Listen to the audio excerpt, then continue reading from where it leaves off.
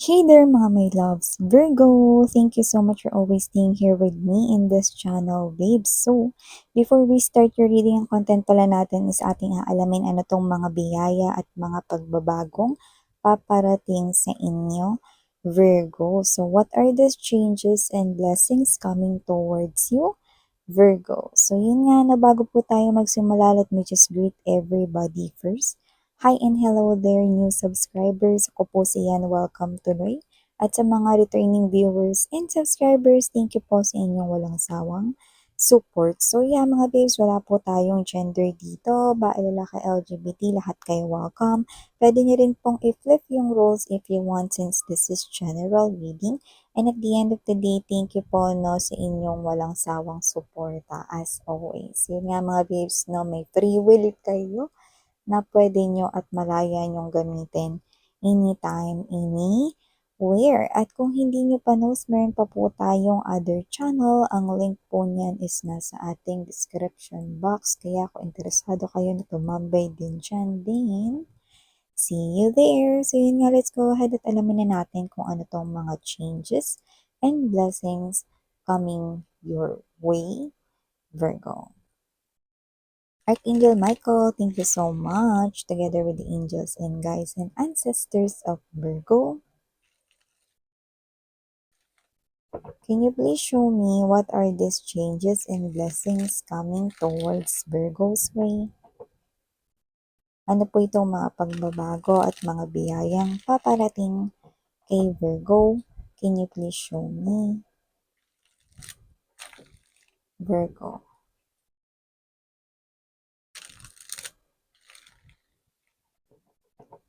Ano po itong mga changes and blessings na paparating kay Virgo? Can you please show me? This reading is intended for my Virgo people. Kung may cross-watchers na Virgo, pwede din. At kung may Virgo sa kanilang natal or birth chart, pwede rin po kayo dito. So, just take only what resonates. Okay, let us see yung mga mensahe dito for you, guys. So, Virgo, we have right here the Seven of Swords. I also have here for you guys the Ten of Wands and the Ten of Coins. Could be seeing a lot of number 10s. And dito din, Three of Wands, Nine of Swords. Present din, Two of Coins and bottom of the deck, Eight of Coins and the Hangman energy. So from the word hang, yan mga babes, no? Hang in there, ang nakuha ko dyan, Virgo. It looks like you are doing something here, you're putting a lot of interest, at pwedeng ito ay may kinalaman sa iyong career, trabaho, or sa iba, posibleng negosyo. You could be a small business owner right here, you could be owning here a business, you could be an entrepreneur, or yung iba naman ay posibleng isang worker, isang empleyado, isang staff, isang someone na nagwo-work sa isang kumpanya, no? So, nakikita ko dito that you're showing a lot of hard work and interest with the Eight of Coins energy. And it looks like, no, parang kayo to, no, na this is something here na parang hindi ka pa nakakapag-earn a lot or hindi mo pa masabi na kumikita ka talaga, no? At nakikita ko dito na posibleng hindi ka pa ganun ka-satisfy sa iyo ritong kinikita, no? Or sa iyo ritong naiipon, no? But with that hang in there, no, na nakuha kong mensahe from this is that you need to be patient, no? This might be a challenging here for you guys. Maybe you've just started this small business, kailan lang?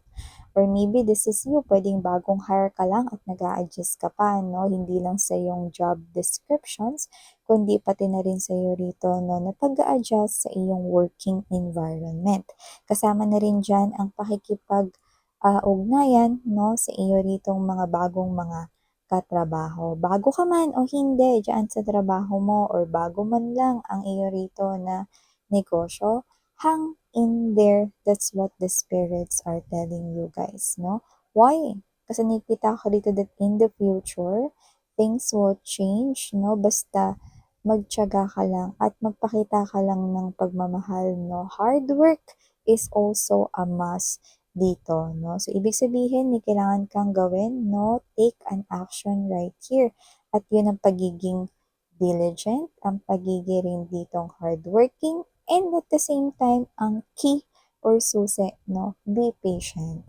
Kasi yung puno rin naman mga babes, no? Pag tinanim mo yan, dati buto lang yan, di ba? Hindi naman yan agad puno, no? Hindi naman yan agad halaman, no? So, hindi naman lahat ay gaya ng munggo. Yung munggo nga, yung mga babes, no? Hindi naman pagka binuon mo yan sa lupo, tubo agad, di ba? So, ito ay nangangailangan din, no? Ng kalinga, no? Alaga, no? So, magpatuloy ka lang dito at nakikita ko ditong magbabago yung sitwasyon mo sa iyong kaperahan, no? So, nakikita ko dito na hindi naman ganun katagal ang paghihintay, lalo na kung gusto mo at mahal mo yung ginagawa mo. No? Di ba minsan, pag gusto natin yung ginagawa natin, mahal natin yung ginagawa natin, nakakalimutan natin yung oras. No? Yung parang pagtingin mo sa orasan, no? Or sa wall clock ninyo, or sa relo mo, no? Ay, ano na pala? Ay, malapit na pala mag-uwian. Yan. Or, ay, ala, anong oras na pala? Gabi na pala. Yan, no? Kasi nag enjoy ka sa ginagawa mo, hindi mo na namamalayan yung oras. No? Parang yung oras ay literal na nagpa-fly-fly. Diba? So, dito, hindi mo rin mamamalayan, no? Na gumaganda na rito yung mga pagbabago sa paligid mo, especially when it comes to your money and finances. So, nakakita tayo rito, no, ng maganda rito na pag-iimpok sa'yo in the future. And at the same time, nakakita rin tayo rito, no, ng energy na mas gaganahan ka pang mag-work in the future. So, you might be feeling like something here, no, na parang nagsa-struggle ka ngayon, challenging ito sa'yo ngayon, or hindi mo nagugustuhan yung iniipon or kinikita mo ngayon, ngayon lang yan. Magbabago din yan. Okay? As long as nag-enjoy ka at mahal mo yung trabaho mo o yung pinagkakakitaan mo. So, maliban dyan, isa sa mga pagbabagong nakikita ko rin dito, no, sa inyo, no, is maaaring meron ditong energy na ito ha. Sa tingin ko nangyari na to sa iba. Sa iba hindi pa. Meron ako nakikita ritong energy, no, na this, for others, pwedeng ma-involve siya sa inyo romantically. Pwedeng ma-inlove kayo sa taong ito, no? Pero hindi dapat. Okay? So, yung iba naman, hindi kayo mai-inlove sa kanya, pero paparating pa rin siya. Sino ba yan, miss yan? Kung sino man to, posibleng lumabas ito na new love sa iba sa inyo, no? Actually, paparating na siya. So, maaaring makilala mo siya bago matapos ang 2024. That's what I'm picking up. But, you must not give your heart to this person. Okay? This person might appear nice at first, pero this person here has the tendency na mabulaklak lang or flowery lang magsalita. Pero meron po siyang history ng pang-ghosting. Yan mga babes, no? Hindi po siya rito kamag-anak ni Casper or kung sino man rito nakikita ni Scooby-Doo. Pero Virgo, nakikita ko rito no, na poof, bigla siya ritong maglalaho at baka one day, bigla na lang siyang hindi kumontak or mag-reply sa'yo. Huwag nang magtaka kung narinig mo itong reading na to bago pa man mangyari ito. No? At huwag ka ring papalin lang kasi nakikita kong iba sa kanila may itsura. Yan. Yung iba naman, maaaring hindi mag-appear na new love or hindi naman kayo ma-involve naturally. Pero possible na itong energy na to no, is posibleng may matangay or makuha sa'yo. Gamit ito sa nakikita ko, kaya naman mga babes, ingatan ng inyong mga belongings kasi nakikita ko rito na posibleng yan ay mag-getching or makuha ng taong ito. Kaya naman, pinapayuhan no, na yung iba kasi no, nilalagay lang sa wallet lahat-lahat, ID, eme-eme, di ba? So parang it's now about time na ihiwalay mo na yung mga ID mo, no, sa wallet mo, you know? Kasi alam naman natin na ang pagkuha ng ID ay hindi basta-basta mabilis at smooth na proseso at lalo na mga IDs yan, importante ang inaasikaso dahil yung iba, tumatagal yan ng ilang araw at yung iba ay posibleng buwan o mga buwan pa nga, no? So, para maiwasan ng ganyang aberya, mga babes, na wag na lang kayong maglagay ng masyadong maraming pera sa inyong wallet, no? Or wag kayong magdala masyado ng cash at mas maganda na hiwa-hiwalay din ang lalagyan, no? Dito ng inyong mga IDs at ng inyong mga cards. Yan, no? Mas nakikita ko dito na posibleng ang target nitong kawatan na to ay walang iba kundi ang mga pera, gamit mo na pwede niyang ibenta. Yan. In short, posibleng snatcher yan. Holdupper, no? Pero kayo mag-alala, hindi ko naman nakikita rito masasaktan nila kayo physically. Yan. Okay? Tsaka mga babes, no, kung sakali man, no, na may mga ganyang klase ng sitwasyon, no, huwag na kayo makipag-agawan ng bag. Bigay nyo na. Yan, no? Mas importante ang life ninyo. Yan, no? Sinabi ko lang yun, pero hindi ko nakikitang masasaktan kayo dito. Ibig kong sabihin, no, mas isipin mo rito, no, na kayang pang palitan yung bag at laman ng bag mo, 'di ba? Mababalik din yan sa'yo, no? Lalo na pag may pagsusumikap ka, no? Pero yung life, iisa lang. Okay? So, yan.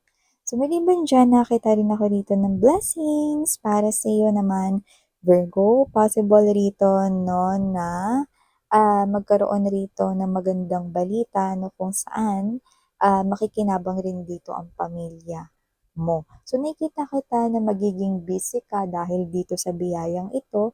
So, maaaring dito umangat yung posisyon mo. Baka ma-promote ka sa isang higher designation or position sa kumpanya ninyo. Yung iba naman, posibleng dadagsa at dudumugin ka rito ng mga possible or potential clients or customers kung may negosyo ka naman. Or kung may binibenta kayo, could be selling right here products, items, or even services. Diba? Kung ano man yan, na nakikita ko rito na posibleng magdulot rin yan ng magandang impact sa pamilya mo. Lalo na kung kayo ito na meron kayo ritong pinaplanong bilhin, no? Na may kinalaman rin ang pamilya ninyo. So, yan, no?